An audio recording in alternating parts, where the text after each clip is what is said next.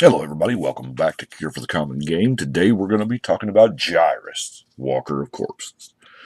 And if Ice Age has taught us anything, its cards with 8 lines of text have to be amazing, right?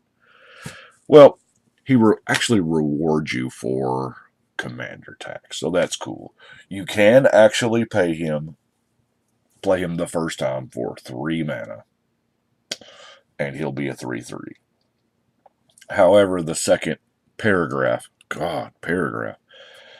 reward you for, of course, spending more. Now, lesser power. So I'm thinking in this particular deck, we want that power to be at least 6. I have 1 star power, but 6 is where he's got to be. So this general, for all intents and purposes of this deck, costs 6. So anyway, I guess first let's get to the creatures that we're going to be getting double use out of, because your creature's got to die, or they got to go to the graveyard, and then he exiles them. The token comes in, it's tapped and attacking. It's hard to abuse because it exiles the token, so yeah. But anyway, here's what we've got for creatures, and this is all the creatures. This is even the ramp ones. Secure Tribe Elder. Obviously, this is not a. I mean, yeah, I'd love to get double use out of him, but more than likely, I'm just gonna. Yeah, you got to swing at somebody. So, Rex Sage, good removal. Now I've got Winding Constrictor in here because of a few other cards we'll show you. Now, the +1/+1 theme was not like super intentional. I just kind of stumbled upon it. But there's the Winding Constrictor, to a lesser degree the Loyal Guardian because it only triggers once. The Whip Tongue Hydra, but more importantly, of course, we have the Vigor and the Trike. So, there's definitely potential there in the +1 category, especially when we get to now. Oh, where was that other +1 guy at?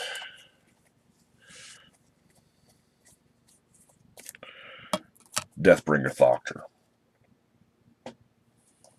Because I think the Thoctor is what actually I stumbled upon first, because I was like, well, I kind of want my creatures to die, and then he gets the counter or moves the counter, and he's kind of like a trike at that point.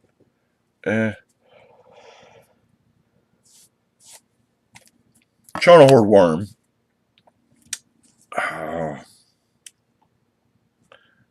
I'm going to say the second most embarrassing worm. I'm going to end up building tribal worms, especially with what is his name, Grothama? Yeah, or is it the big 16/16 worm we're getting next month or this month or whatever? Anyway, deals damage. You get to regrow, so I guess that's fine. Hornet Queen's going to make her bee babies when she comes in, and then of course she dies, and then when Gyrus brings her back, or a token of her back, the token's going to make more token copies of her babies. So that's 8 is a lot of death-touching flying bees. Of course, Necrotic Ooze. There is definitely some shenanigans there with the Triskelion. Acidic Slime is just a good value creature, especially if you can get 2 uses out of it. I'm living the dream here. You pop something when it comes into play. You kill something in combat that also kills it. And then you do it all again. So that's a 4 for 1. Okay, I'm down. Meteor Golem, I'm telling you, doesn't get enough love. Non-land permanent. Lord of Extinction. Because, why not? Poison Tip Archer. Ravenous Slime. You know, maybe the +1/+1 counter was a little more, deeper than I thought it would. Now, I'll admit, I'm playing Wilderness Elemental just because I play in a lot of big games, and by big games I mean 6, 7, 8, 9 player games. A small game to us is 6 players. Wilderness Elemental is just, for 3 mana, yeah, it dies to first strike, but a lot of things do. Broodmate also has a buddy coming in and another buddy coming in again, so that's kind of neat. Now, Timbermare is the original version from Weatherlight, which I really like. That art is just, I would love to have this art with today's foiling process. That would be just absolutely gorgeous. But Planar Chaos gave us a color shifted version, and pretty much all this does, because Gyrus puts it into play tapped and attacking, but when this comes into play, by that time you've done tapped all your attackers, and you bring the Timbermare or the Thundermare in. It's pretty much 2 redundant copies, and it taps everything that could block. You're getting in. So we also got some legends here. Some guys who can, we got the Death Keeper, Marin, all kind of, a lot of dice triggers here, obviously, as we noticed. Gerard, Thantis, and Kresh. Now, our last creature is, of course, Master of Cruelties, because there's no... That can only attack alone clause is after the fact, because you have done declared your attackers, and Gyrus is just going to bring this guy in. It's fun. Anyway, let's look at some ramp and or mana fixing. I only have one like search, and that's Harrow, but I do have some rocks here. I try to use... I had somebody ask in the comments, why so many rocks, Canada? But the reason why is, well, this is a 3-color deck, and mana rocks double, for me, in my eyes anyway, as color fixing and ramp. Because if you don't have either one, especially in a 3-color deck, you're just going to get hosed. I don't have, all of the, a million copies of all the expensive duels and things like that. I mean, they're all pretty much spoken for. And it really helps smooth out your mana. It really helps get you what you need. I don't know. I like it. Now, I do have some tutors. I have more tutors than I normally do because, you need things.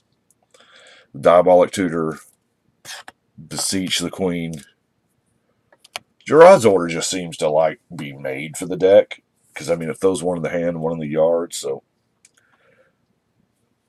it just seems like it's, you're supposed to run it. And then, of course, I have Flesh Writher. Now, Flesh Writher is a potential 2-tutor because it's the only card in the game of Magic so far that has Transfigure. I know the programmers of Magic Online really hated programming abilities for one card, but anyway. Transfigure, you sack it from the board to go get, converted mana cost. So we have a substantial amount of 4s in the deck. And that's going to get us there. We've got the Timbermare, we've got a bunch of stuff. But it's got to be a creature. So, and this then goes to the graveyard, which you can bring back with Gyrus and go get another one if you so choose. Yeah, kind of neat. Let's look at some removal. We are in like the removal colors, you know. Putrefy, y'all know me, I gotta have my naturalize. Decimate, Hull Breach, Terminate. Now, Windgrace's Judgment, also there again, too good not to play. Love the card. At some point in time, they are going to create so many of these. I mean, how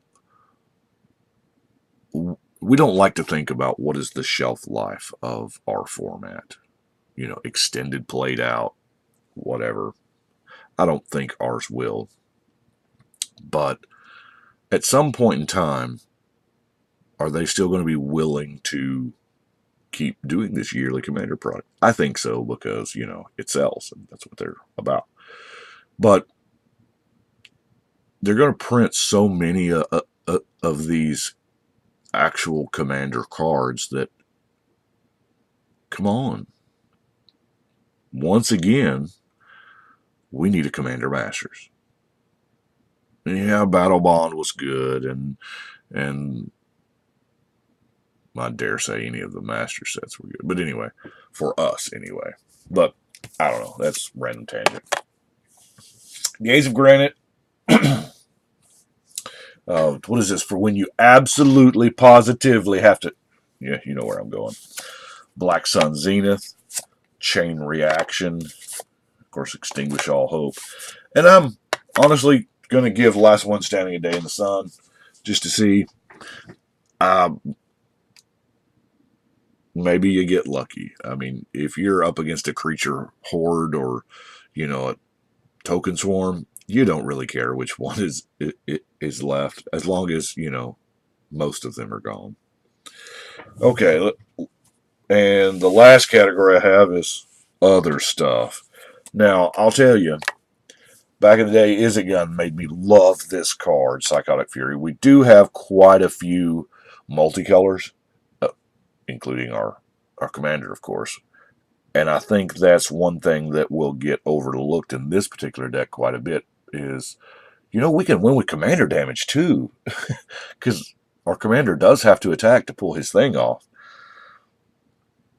Yeah, that sounded kind of bad. Oh, I forgot a creature. Ferdinand. Now, he's not, obviously, with the creatures on purpose because, let's face it, he is going to fetch us some lands. And if I'm not mistaken, I do believe this is the only card that can force a player to search their library. You can force your opponent to search their library with Ferdinand. Now, barring an odd reason, I don't know why you would, but anyway. And here we see the +1/+1 counter thing, you know, happen again with the hardened scales, increasing savagery, and incremental growth. Now, some removal got left out of the removal category.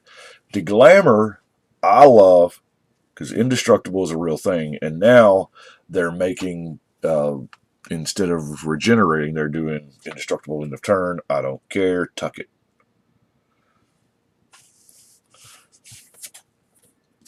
Parallel Lives has a fun interaction with Gyrus, of course. Now, I need help from you judges out there. The effect of Gyrus puts in a token, now 2 tokens. Does the second token get exiled at end of turn? I would think it would. Can it be busted if it didn't? Don't know. Still, either way, Parallel Lives, you know, you can get back 2 acidic slimes. We're talking, you know, it's all fun. Buried Alive. And I thought about, doing the Dark Ritual, Buried Alive, Entomb, and all that. And I was like, well, couldn't lay my hands on Entomb, and that just seems like a different deck. Of course, Entreat the Dead, Twilight's Call, because, you know, I mean, we're going to have stuff that dies, and Gyrus is only going to bring back one a turn-ish. And the crowd goes wild. Now, this is really good. I think it's really good. I don't know. I haven't played it, but it seems like a thing, because evidently +1/+1 counter is a thing, a thing that I did. I want to give this a chance. And our last card is, of course, Turmoil's Crypt. Turmoil's Crypt, there again, I'm out of Majuka Bogs at the current moment. The graveyard is such a, and in retrospect, maybe Back to Nature I should have, because graveyards are obviously becoming more prominent. Enchantments are becoming much more prominent. That's why Back to Nature, I think, should have probably been in. I may make that call. Anyway, I do appreciate y'all watching. Y'all let me know what you think. But right now, hey, we got some partners up next. But I think right now we're going to shuffle and cut.